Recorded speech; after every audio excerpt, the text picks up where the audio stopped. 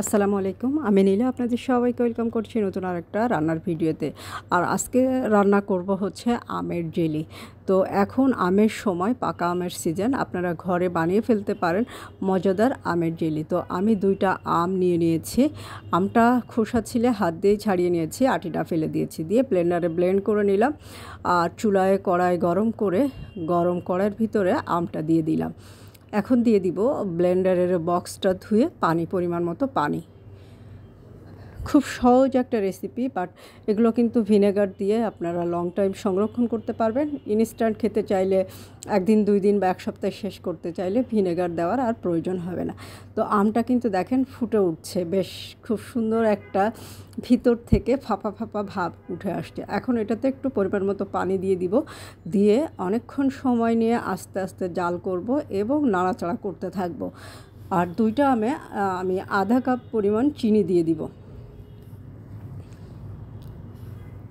এটাতে কিন্তু খুব বেশি কাজ নেই, জাস্ট জাল দিতে হবে এবং মাঝারি আঁচে জাল দিতে হবে এবং নাড়াচাড়া করতে হবে।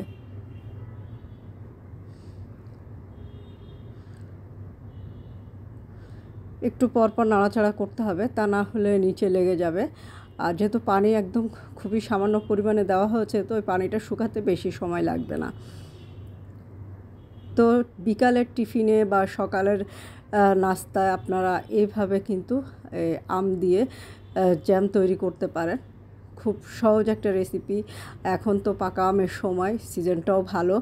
তো আপনারা কিন্তু লং টাইম সংরক্ষণও করে রাখতে পারবেন, তৈরি করে ফ্রিজে রেখে দিবেন এবং 1 চামচ ভিনেগার দিয়ে দিবেন, তাহলে লং টাইম সংরক্ষণ করতে পারবেন।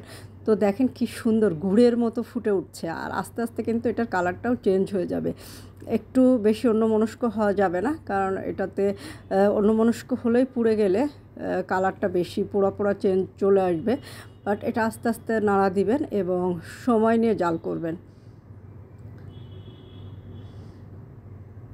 একদম বুড়ো থেকে ছোট সবাই কিন্তু এটা পছন্দ করবে। তৈরি করে পাউরুটির সাথে পরিবেশন করতে পারেন বা রুটির সাথে পরিবেশন করতে পারেন, খেতে দুর্দান্ত স্বাদ হবে। পাকা আমের এই রেসিপিটা এখনকার সময়ের জন্য একদম পারফেক্ট একটা রেসিপি। বাজার থেকে দাম দিয়ে কিনতে হবে না, আপনারা নিজেরাই ঘরে বানিয়ে ফেলতে পারবেন।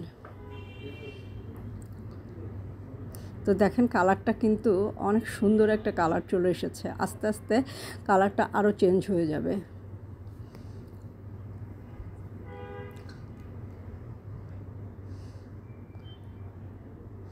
আপনারা চাইলে এটাতে একটু এলাচ দিতে পারেন। আবার 2-1 দিনে খাওয়ার জন্য, ইনস্ট্যান্ট খাওয়ার জন্য এলাচকে অ্যাভয়েডও করতে পারেন, কোনো অসুবিধা হবে না। এমনিতেই স্বাদ হবে অনেক, যেহেতু পাকা আম, তারপরে চিনি দেওয়া আর এভাবে জাল করা।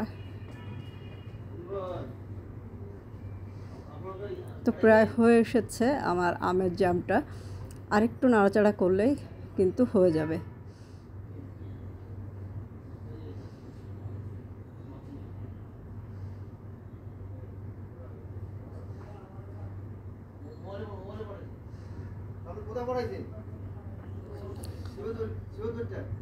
তো হয়ে গেল আমার আমের জ্যাম তৈরি। আপনারা বাসায় একবার হলেও ট্রাই করে দেখবেন, বাচ্চাদের পাউরুটির সাথে পরিবেশন করবেন, খেতে কিন্তু খুব ভালো লাগবে, বড়রাও খেতে পারবেন। তো